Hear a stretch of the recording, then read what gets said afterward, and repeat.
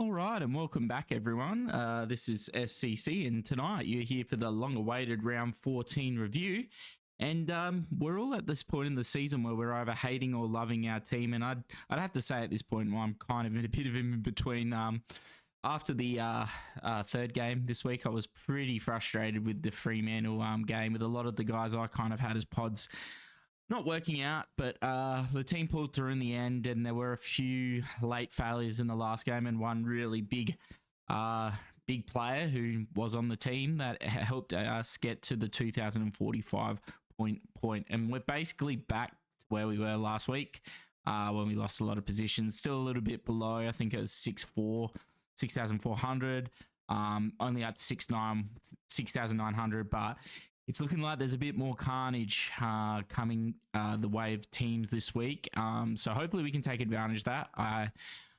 I'm hoping we can get 18. I'm thinking we can. And it's going to have a lot to do with team sheets coming up, because I'm not really sure regarding rookies what's kind of out there. But we're going to go through this and see how we went first, and then we can have a look at a few trade plans, because I do have a few. There's a few different options you can go down, which is always good. So getting into the team, and as you can see, probably the most annoying part of last week was the Nas out, because we were really looking at having like 20 on field, and instead we had 19, with one of those being McAuliffe, who's the sub. And I was kind of forced to just hold him. The reason being, like, I'd love to have got Showmaker, but he had the bye this week, because I was thinking about going early with McAuliffe, but I really didn't like any of the rookies last week that weren't on the bye this week. So, like, there's guys like Kruger who are on the bye. Dowling, I really like Dowling, but he's also on the bye. And if I could, I'd probably just try and hold this week, but I'm going to have to make at least 2 trades to get the 18 on the field. And what we do from there is going to be interesting, because I'm thinking I want to get Dowling, and I might want to get Schoenmaker, because I can probably see St Kilda making some changes where they might see Bonner go out, who's been a little bit underwhelming lately, in for Schoenmaker instead, who had a pretty good debut with an 83 Supercoach, but he looked pretty comfortable. Looked like he played the role pretty well, and I think him and Nass are probably the future there. Bonner, not necessarily the future, and I think they might look to, give Schoenmaker a bit more of a look come the end of the season. But at the same time, St Kilda are kind of playing for finals, so it would be interesting to see if they did make that move, considering Bonner's been, a bit of an integral part of their team for most of the season. But still, one of the rookies we could be looking at maybe in another week's time. The thing is, like with trades, I don't know who I'd be cashing. Maybe I'd cash down Garcia for him and just take 100K, and then we can work out whether we go for like another Primo after that, because the money's looking good. The trades are going to not be bad. I only need to make one more upgrade for a full Primo team, although, like, Tom Green's probably going to be like our M8, and we got guys like Martin who haven't really been in the greatest form. We've got a couple players in the midfield who haven't been playing amazingly, like Dawson, like he's probably a below average Primo. And we got Baker and stuff, but like I was even looking at the forward line, because I was thinking about maybe trading Baker, and there's not really much there either. So I've kind of gone off a little bit off track from the review here, but this are kind of few of my thoughts so far. So yeah, looking at the back line, so you can see the Fremantle game. I mean, Ryan's in a lot of teams, but I was really hoping for a bit more from Clark, because if Ryan fails, it's not necessarily the worst thing, because he's fairly highly owned now, but Clark's a bit of a pod, and he had a real chance to like really pump his price up, keep people out. And now he's got the 1.828 break even, and maybe it won't time really well for a lot of teams to get him in. But yeah, it was still annoying. So if we look at like his ownership, it's only 8%. And if we look at Ryan, it's 36. So like you can see how like if Clark goes 130 and like Ryan stays like 80, it's not the biggest problem, but he still did outscore him. So that's something, isn't it? But Sheasel played another great game. North very unlucky to not win that. I mean, I was playing golf at the time, and we came through our first 9. and we were waiting to go off because it was like a nine hole course, and we're waiting. There's a bit of a like traffic jam, and we're like looking at the game. I was like, it's $8, $7.50 odds on Collingwood to win, and we were like, surely you get on that. Like Collingwood will come back, North will fade out, and it did happen. Even if there was a few moments that may have been a bit controversial. But yeah, still with that, pretty amazing game for Collingwood to come back from. You can talk about umpires, but you hope you don't let teams back in when you've got them dead for all accounts. So then, the last game of the week, and that saw Houston just go absolutely massive, 174. Like the game we've been waiting for. I looked in there, and it's like it just kept seeing the score go up, and I was like, "What is going on here?" And he just kept going and going, and with like Butters and Rosie and Torn Francis all failing, who I don't have. It was great. He's only 23% owned, so it's only 1 in 5 teams, and that was the thing that Houston had been doing at the start of the season, hadn't done it yet. And man, he just picked a random game. Like I feel like that was the game I didn't really expect him to go, close to 170 points, 180 points. I was hoping I won 20, but I'll take the 170 every day of the week. And as you can see, McGovern didn't play, NWM didn't play, and Dawson and Reed also were injured. I actually had Baker on field, so this has moved around a little bit. He was in the bench, so I could get a few more players on field. Moving forward to the midfield, so like Bond, why did you have to go 160? You were the guy that everyone else had if they didn't go Zorko for captain, and you reamed me. Last week you went 99, and then I had to captain Dacos, and then you reamed me this week when I get a nice 140 in the first game of the week. I was thinking, oh yeah, VC locked in Zorko 140, you beauty. And that's the one we locked in. And I'm thinking, at least, they might get close, but hopefully not beat it. And then Bonk comes out. I mean, he does have the history against Fremantle, but I was just like, after 99 last week, Libba's back. Maybe that's affecting him. Riches is going to be back. And no, Bont just does Bont things, kicks like 3 goals. Well, no, I think he kicked 2 goals, but they're like ridiculous. Like he's a freak. Money on him for the Brownlow, especially with a potential player missing out this week, because I just think he's about due. I think it'd be criminal if he does not win a Brownlow at some point. I think last year, I really think last year he should have won, but the umpires didn't see it that way, I guess. And I think this year there's like his good games have been like 3s. Like very standout 3s. Even his bad games have like been enough to maybe get a 1. So hopefully we see Bont be able to take it home. Sarong, he was probably the best out of a pretty poor Fremantle team, to be honest. They got absolutely smashed. And of course, the only player that would go off is Luke Jackson, who I do not have. But, that was a risk we knew we were taking, potting against that. And like, I'm happy to take that risk because he's not going to go 120 every week, although this backhand form could be good, but we could look at bringing him in here as an option. Goulden, I feel like Goulden was very unlucky to only get 106. He had like 30 and 6, so I think he had 9 clears, which is what hurt him. But man, it's just annoying because that should be like a 130 every day of the week if he just disposes of the ball a little bit better. Tommy Green, 80, so he was actually better than Butters and Horn Francis and Rosie, so can't argue too much, but he's really dropped off, hasn't he? Doesn't even have cash to really flip. I should have flipped him 2 weeks ago. Like, I actually did think it was in the plans to like flip him. I can't remember what happened as to why I didn't do it. I think I just went against the whole, trading out a primo, and I probably should have done that trade instead of thinking about it. But I thought that Green was a little bit more highly owned, and surely he'll come good. He's not like Took, where there is Anderson and Rao. He is like, I know there's Kelly and Canelio,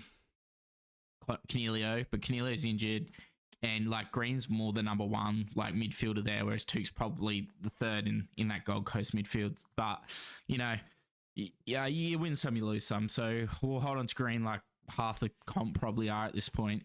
And, if we can flip him at some point, maybe if we build some cash up, 50% a team. So I'm not too stressed about that one, but it would be a great antipod if you didn't have him. McCurchy didn't play, hoping he gets to get back this week because that would be brilliant. McAuliffe, really annoying that they subbed in the past 2 weeks. Like, Richmond, come on. Get your young midfielders in. I know you're playing Dowell in there, and I know that Taranto's back, but surely you can make room for McAuliffe and not play players like Cumberland every week. Or even, I think Sonsi might have played ahead of him this week. Like, come on, mate. You guys need to, like, reinvigorate this midfield before you become like the Crom, where we're still relying on guys that are not, like, guys that are really good. Like I really rate, like, Laird, but I think he would be better served off, like, the back line and let some young guys in the midfield and, move back to the role. He did a good 2 or 3 years in there when, like, we didn't have anything, and now it's like, put him back to the defense and let's get some young blood in there like Port Adelaide have done. Like, you didn't say what, I don't like Port Adelaide, obviously, but, Butters, Rosie and Horn Francis, like, Horn Francis looks incredible. If they could get a good forward line, they could win a premiership, but it's just not there for them. And their back line needs a little bit of work, but their midfield, sweet.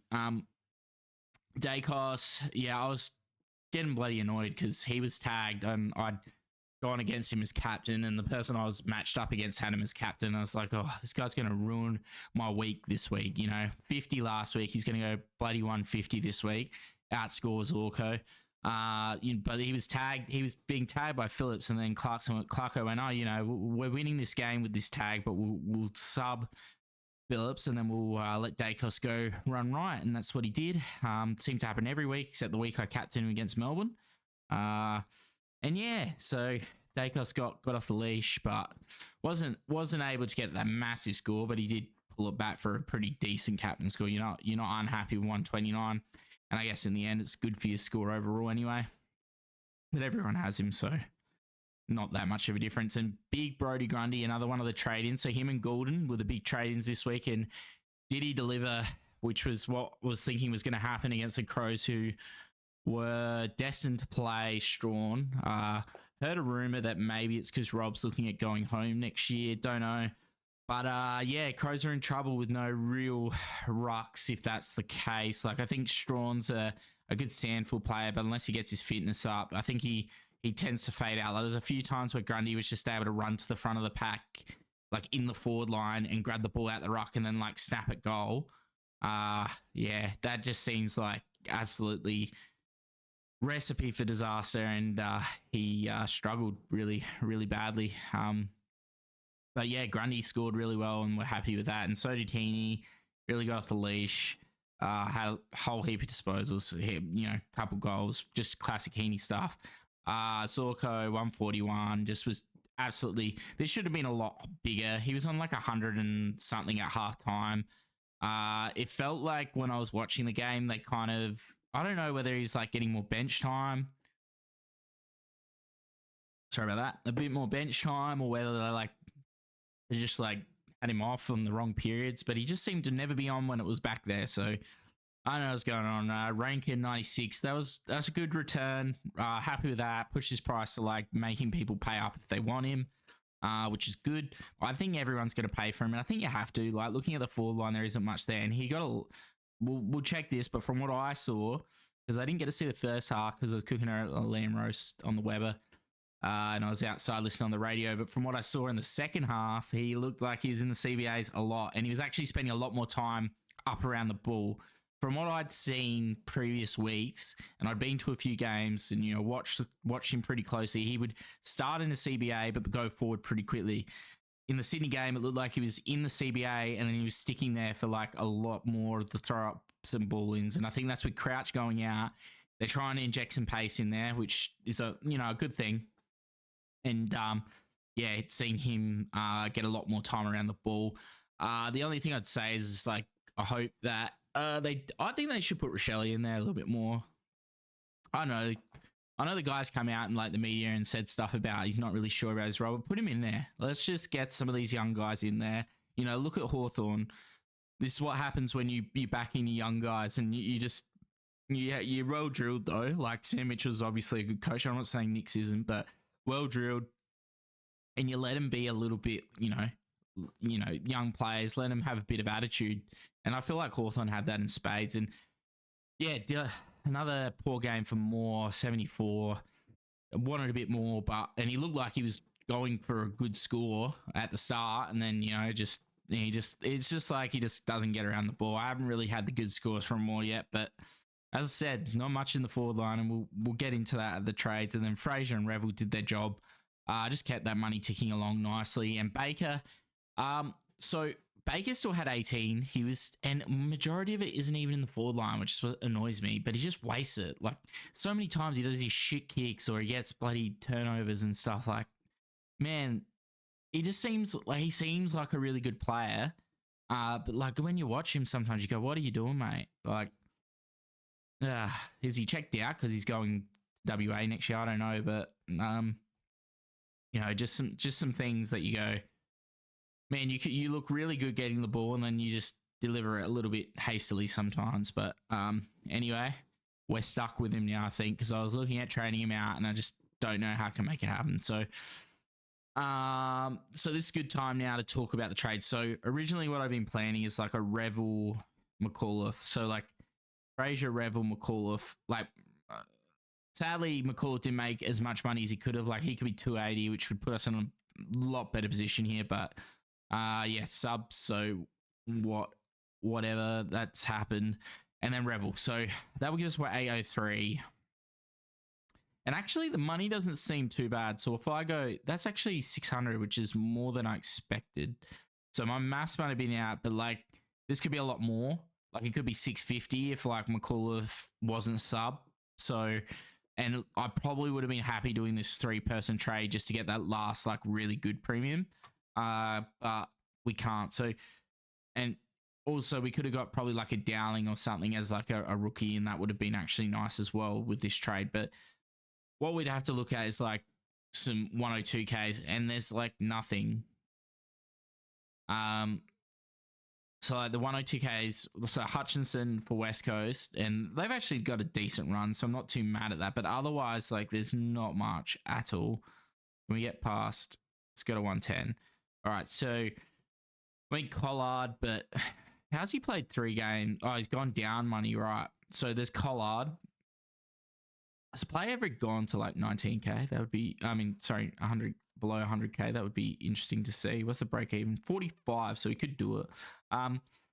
So Sellers isn't playing. Pollard didn't play last game, and they got the buy anyway, so I don't want any of that. And then looking at this, Toby Murray, could he get it? He could possibly get a game, if they decide to shake up the forward line late. I honestly don't mind it, but I just don't really know who we're dropping. Because we're going bigger. If Tex doesn't come back, I reckon do it. I reckon like we got to try and do something. I think like probably for the best of the team, Tex should probably retire, which is hard to say, but like they need to develop something. Like we can't like if Tex plays next year, what does it do for us as a team? I'd love him there as like a coach, so a senior player, that doesn't play, but he's there as like a more of a leader off field. And teaching them a bit more, like coaching and stuff. But like, I don't know if it's the best to have him playing anymore, like for the future of the team, which is the sad part. But I think that's probably it. But so this Sadi Hully, I think it is. Sorry if I pronounced that wrong. So he was looking good, but he injured himself, did ankle, doesn't look like being back for a while. So, and he was defensive mid, which would have been a really good swing. And then there's like no one. So unless we get another guy like named, I don't think we're going to be getting another 102K. So the only other thing we could do is maybe like take Ilholly and just have him as loot, which I don't like because I've already got a lot of injured rookies. But that leaves us with 598, which can actually get us a lot. So let's put you there. So then we can get we could get a 120K. So we can get Dunkley, we can get Anderson, we can get Miller back. Let's look at averages. Libber's actually interesting actually. Butters is there now, but so this is what we're talking about. He's suspended at this point in time. I think it was pretty soft. I think they could get it overturned and he could be playing. I think a lot of teams will be hoping that. I kind of hope he doesn't because it would be good for my team. But I think it should be overall. It looked pretty soft, to be honest. But they're trying to get the off the ball stuff out. But let the boys have a little bit of emotion, like get into each other a little bit. I just don't love them taking it all out the game. Merritt. So the thing I don't like about Butters and Merritt is their key like tag, the tag types. And if we look at Essendon after this, they've got West Coast, Geelong, Collingwood, then they got Melbourne.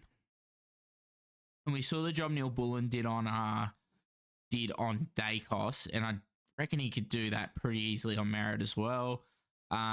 Geelong could tag. They've got O'Connor still, so they could bring in a tagger because that's back in vogue, as they would say. West Coast could tag as well. Like Elliot Yeo could play on him pretty hard if he wanted to. And like last time he played against West Coast, didn't do great, but was that Optus, different kettle of fish. Pros will be a good game, but then he's got St Kilda, and you think a Windhager. The Windhager tag has to be coming, I think. So that's another one. Fremantle, like Brayshaw could play pretty tight on him, I assume. I feel like he's not. I feel like he is playing more of a kind of lockdown midfielder than more than Gold Coast, like really good. And then like Sydney, Brisbane, these are good midfields that are coming up, and their last game's going to be pretty tight. So if they want to try and win, like Brisbane might be playing to get into the top 8, or top 6 maybe, so they can get a home final. I don't know if they could get top 4. I'm not really sure, but if they could, then this could be one where they try and shut him down. And if you look at Butters, I think it's even worse. The Butters has Brisbane next, who need to win. Then he gets Windhager, which is going to be bad. The Dogs, so they don't really do much, but like I can see like Libba would love that matchup. Gold Coast, same thing. Richmond, this would be a good game. He'll go really well there. But then like Carlton, I mean, if he plays Brisbane, that is as well. So he could miss this huge break even and then go into St Kilda with a Windhager tag. So that's something also to think about. Carlton, George Hewitt, bang, straight on him. Sydney, not great. Neil Bullen, again, like they've got all the same matchups. Then he gets the Crows, that's probably, but even then, Crows games, he hasn't like gone incredibly well. And that's normally on the basis that the Crows have been playing really well in showdowns. I could see it different this year. I reckon we might lose that last one, especially with it being a Port Adelaide home game. And then Fremantle in that last one. So, yeah, although I think he went pretty good against Fremantle last time, but you would think this could be like playing for top 4. I think because Fremantle are pretty high up there, aren't they? Although they, that loss last week makes it hard to think about. But, just really seems like there's, these two have really bad matchups for the rest of the year. I think Walsh's are really good, but I like anti-potting that. I wonder what Gold Coast is like with Rao. But I just jumped off 2. It doesn't feel right, but bloody hell. So Fremantle's whatever. Collingwood North feels pretty good. Port don't really tag, I don't think. And who's going to tag him? Like, Horn Francis doesn't tag. Rosie doesn't. Butters doesn't. Drew could actually. Willem Drew. Or would they tag him or would they tag Anderson? Like, that's probably what I think about. GWS, Callum Ward, yeah, Brisbane could, but then, yeah, West Coast. I mean, like, you can make the arguments. I probably like this run a little bit better with that North matchup. And Richmond, if only they had the Crows, it would be pretty perfect for a Rao pickup. Dunkley. So the thing about Dunkley, right, is he seems to do a lot of the big good things right, but he doesn't score well. The little things are right, but doesn't score well from them. What do we got? We got Port Adelaide, Melbourne. But the thing is, like, with Dunkley, he's got Neil to protect him from any sort of tag. Like, you're not tagging Dunkley. Dunkley's not the guy who's going to tear you open as much as Neil will. And that's what kind of saves him. Like, they didn't tag Dunkley on the weekend. They tagged Neil. So that's like, you can look at these as bad matchups, but realistically, he's going to get a lot of protection. He gets the Crows. Doesn't get Richmond again. What do you go against Richmond? 115. It's not amazing, but I think that's like the problem with Dunkley. There's only been one like amazing score. I'd say anything below 125 is like a good 100, but not great. And that's how I'd probably place it. And he hasn't gone really much above there. But he's looking like we won't really need to spend on 2-1 so that's good. Dogs. So they've got North coming straight up. Port Adelaide tag. See, this is another one. They'll tag Bont, surely not Liver.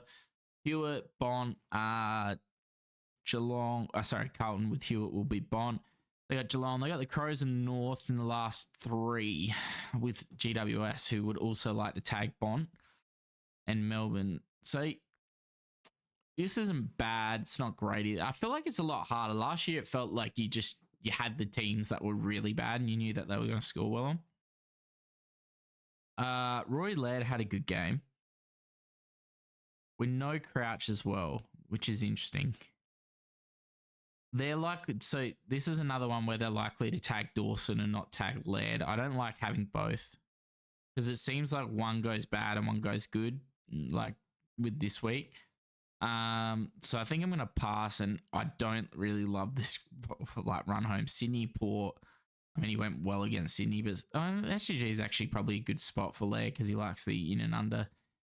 Port Adelaide, he actually plays well against Dogs. Nah. What do we got? GMS, Geelong, yeah. Hawthorn we got absolutely shredded by, and he didn't play well in that. Essendon, yeah, there's like Caldwell, probably tag one of them. Windhager, yeah, I don't know. Like, I don't know, it's hard to pick. You're going to have to make a decision. I think West Coast actually have a really good run, but I don't trust Yo with his body. I think it was better when we thought Hawthorn were bad, but they're actually feeling good right now. North, yeah, it's like, this is why I kind of went defenders. I feel like it's easier to go defenders because like the tag's pretty relevant this year. I feel like we've not really had tags previously, and they're coming to the forefront now. I wonder if McCluggage could have a good end of season. The problem is he has these big games, and then he'll have, what's he been like? Yeah, see this 61 against Richmond. Like, why are you having a 61 against Richmond? I know that they like probably got absolutely destroyed, but still, no, like they destroyed Brisbane. There's probably a lot of Richmond, sorry, and there's a lot of players that would have scored well, but that's one of the things that worries me with him. Yeah, so it's kind of hard. Richards could be all right because he's like the young guy who people aren't really going to tag, so I don't mind that. Plus, he gives you a little bit of swing. Kind of Rosie is one I'm actually looking at heavily, so this probably comes into the second. So, like looking at this, you can probably make a case for trading every player. I'm actually interested to see who's above 600k here. So pretty much I can afford anyone I want that I don't have. So that's good. It's just whether or not I'd actually pay the money. What if I go on 124k? So say I go like a Dowling. So I know that I've got. Does this saves me a trade next week? So I know that I've got enough money. Because I could go Showmaker actually if I didn't have enough money. That gets me $300 short of Merit. Actually, Trelaw's one I can't afford. And Neil. The reason why is I'm not looking at this based on average price. I'm looking at an average. But anyway, so I can't go Dowling, but I can go Showmaker. But this doesn't. No, this will work. This will work. But I can't get Hutch. Doesn't work. So what would I have to do next week in order to make this again? I would have to trade. No. I'd have to trade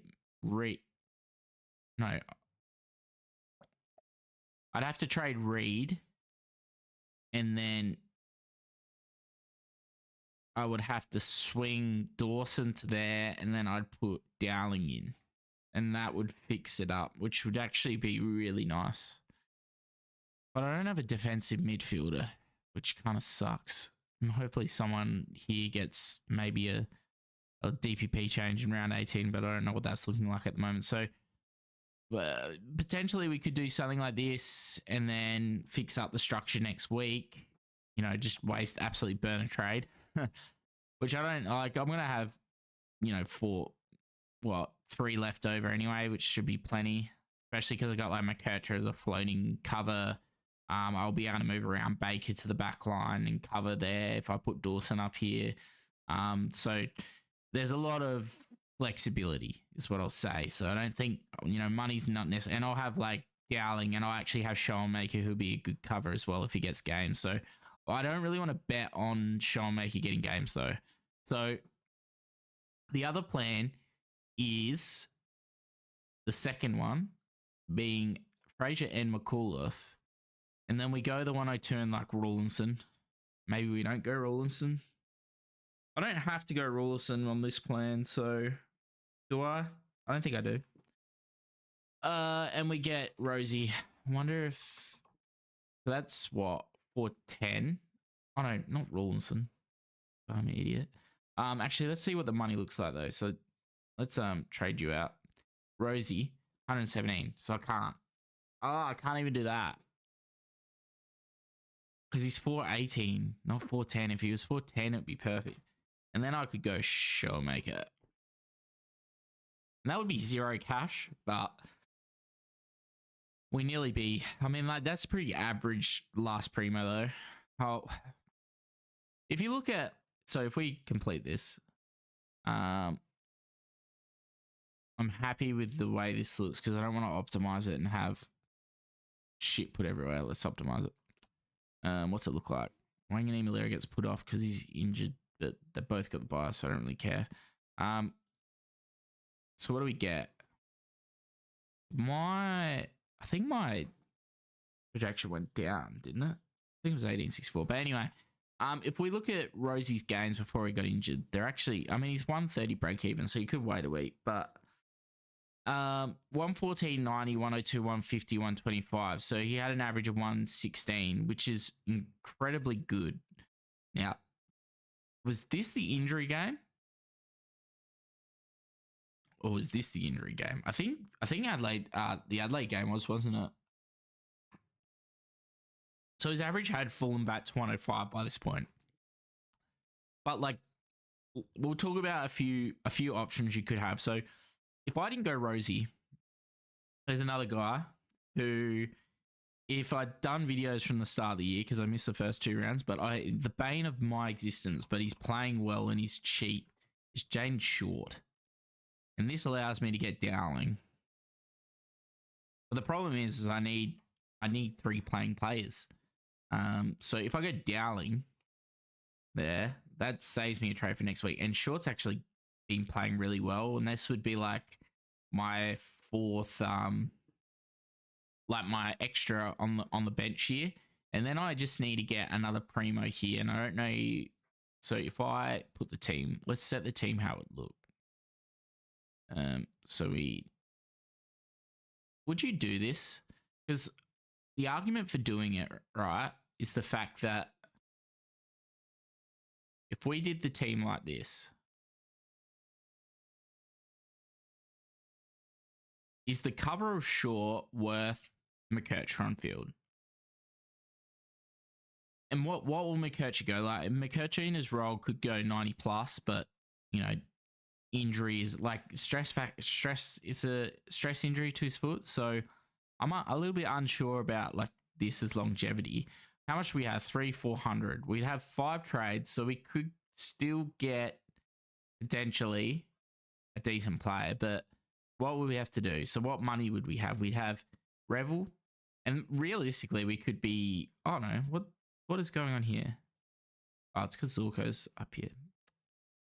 So we would have Revel, Dowling, and McKercher potentially loop through Garcia, it would look like. Now what is, and if Richards comes back, which potentially could, he would have quite a good cash gen potential as well. So St Kilda play late there, so it's actually a good loop. They play late there, so it's a good loop. Do they play like late-ish the rest of the season? Looks like it. Saturday. Okay, this is the first early game, but we still could loop Dowling here. So that's fine. Round 20. Still good. McKercher loop. Round 21. Still good. They got the last game, so it's very good. Still good. Because the only time it would be bad is if North play Crows, but I don't think they play each other at all. St Kilda here, so still good. No, it's the same time game. So this is only round 23. This doesn't work, and then round 24. Yeah, well, there had to be 2 rounds in there. It'd be the last 2, but by that time, I'd hope maybe I've got some cash and I can maybe upgrade, maybe a Revel at that point. I don't know. Interesting, because that would let us loot whoever we want here, which would be good. But like, I don't really want to do that with, you're giving up a good primo. 5 trades left. You could probably make 3 though, and you'd have 2 trades. Like, if you because realistically, you've got one decently like pretty good player on the bench. That's probably like your perfect type loop, and then you've got not like 3 trades, and you'd still have 2 injury trades potentially, and maybe they'd be luxury trades like Green. And McCurch has still got like a really good profile to go well, but that's like kind of what I'm playing with because like. The guys who went, what was his name? North Melbourne, Simpkin, they got absolutely pwned on the weekend. Like, bloke pulls out late, and I guess if he was in your plans to go, you're probably really happy he didn't play. But God, that would have annoyed you because it was a late game as well, and it was like a last second thing. So, who's playing really well? LDU. I can't afford him now, but geez, he would have been like I just didn't really see it coming. He just looked so lackluster. But like, look at this. His last 5 have been pretty on fire. What's that? 130 average? Is it? Nah, it wouldn't be 130. It'd be like 125. 126. Yeah, well, it is nearly 130. 127, closer to that than 125. So really good return for LDU as of late. But yeah, I think there's a few ways we can go. And then we'll get on to the last point actually, which is the forward line, because I was looking at maybe training Baker, and if you look at this, it is absolutely a dog's breakfast here. Jackson is the only one that I'd consider, and that's just because he's rock forward. Otherwise, I'm quite happy just counter playing this the rest of the season. Like, what we got? Mackay, I guess Oldwell's possibility, and then like Fisher had his bad game, and I reckon McCurch is going to affect him as much as people won't want that to happen. Neil Bullen could be interesting if he's played more midfield and not had to tag. I think McInerney's interesting as well. He's a wing, but like these skills haven't been horrendous except this West Coast game, and the Carlton game actually. But like 80s, and like we're looking for something in the forward line, so I guess that could be like your bargain. I guess Richmond, you probably. Guy, is he playing for a contract in WA? I'm not sure, but like these scores are pretty. Like you have these 3 big ones, and you're like, oh yeah. And he goes 67, 30. Imagine getting him here. You're like, yeah, absolutely locked and loaded. Then 67, 36, 59, 75, 97's all right, and 84, 68. Like, not the greatest. Lipinski's getting like nice mid time. Higgins just kicked a lot of goals. Power, Jesus Christ, so glad I got out of that. This is what I was talking about. This was like bound to happen. Clarko plays him out of position again in forward line and just goes to shit. McRae, who knows what's going on with him? He needs to get to a new team, I think. And then like, what are we getting into? Like, fuck, it's bloody horrendous. Like, forward line next year is going to be atrocious. You're going to be picking key forwards. And hoping they keep bags because, I mean, Lukosius could actually come good next year, hopefully. I'm really Crows Lukosius. Do it. But yeah, it's going to be pretty hard picking next year. And if we thought it was slim, because I think Heaney's going to be a midfielder. Flanders will be a mid defender. Zorko is going to be probably mid defender. I don't think he's playing much forward. Jackson will be R1. Actually, Rankin will be probably. Either him or Jackson will be R1. F1, sorry. And then Moore. If Moore got more midfield time, he could be as well, actually. Caldwell might take a step up. So, I mean, there's a few options, but I'm not setting my mind to it. Setting my life to it. So the other thing we'll have a look at is we'll just have a look at Rankin and see if he is getting a little bit more midfield time. Because it felt like it. I'm gonna guess his CBAs were pretty good. Adelaide, Rankins 52, so it's like not even that high. Still scored well considering. I just feel like he from what I didn't watch the first half, so I can't really comment too much. But he was injured. What'd he do? Let's see if we can. Like he's a buy. Look at all the touches. Oh, that wing, even back a little bit. Like he only had 2 touches in the forward line, and one was that's a crumbing goal. Pretty sure that was a crumbing goal. Like pretty good goal as well. Let's have a look. Do we have any info on this? Thank God he's on the buy. No. So maybe it's like a fake injury, but I don't know. Anyway, if you've made it to the end of the video, thank you for watching. Might come back with a video going into a few more players, but I've kind of covered a lot of it. It's getting a little bit hard at this point of year to come up with some new stuff because most of our teams are done. We're running out of trades. So, but there are a few options there for like some bargain players you could go for. You can wait on like guys like Rosie and Short, I guess. Hewitt could be all right. Like he's 3-round average of 93. If we go 3 rounds, he's probably pretty high. Salem's probably still good as well, considering, Melbourne's midfield now with Petrarca out. He's going to have to play a bigger role. Don't believe in the Amati. Not just yet. You'd have to see another week. Still side bottom, interesting. I think he's getting a lot more defense time. Yeah, otherwise, yes, not much else there, is there? And then as far as rookies go, yeah, we kind of looked at this already, but if you're wanting to get like bottom players, there's not much here. Like bottomed out price players, not much here. More like your 150 zone that you've got quite a few players. Like Warner's actually pretty good. Probably should get him if he plays. Might try and fit that in if I can, but we'll see what happens. And we'll have a quick chat actually about VCs, I guess. VCC. So VC, pretty hard, eh? I reckon someone in that, probably Gawn in the Melbourne North game, captain. You could go Merritt as well, or one of the Fremantle boys or Gold Coast boys here. Actually, probably like a Rouind or someone might be all right in that last game. VC wise, like either you go Gawn and then you go late into the others, or you go for like you could go at Butters if he actually gets game, or actually Neil Dunkley's probably all right as a VC. Neil, in the case that he can break out of a tag, I guess Sydney GWS will actually be quite a close game, and I guess actually like Golden could probably win because I don't think he'll cop a tag. I think it's more likely to go to Heaney or Warner because we've seen Warner get tagged last week and it does like neutralize him a bit.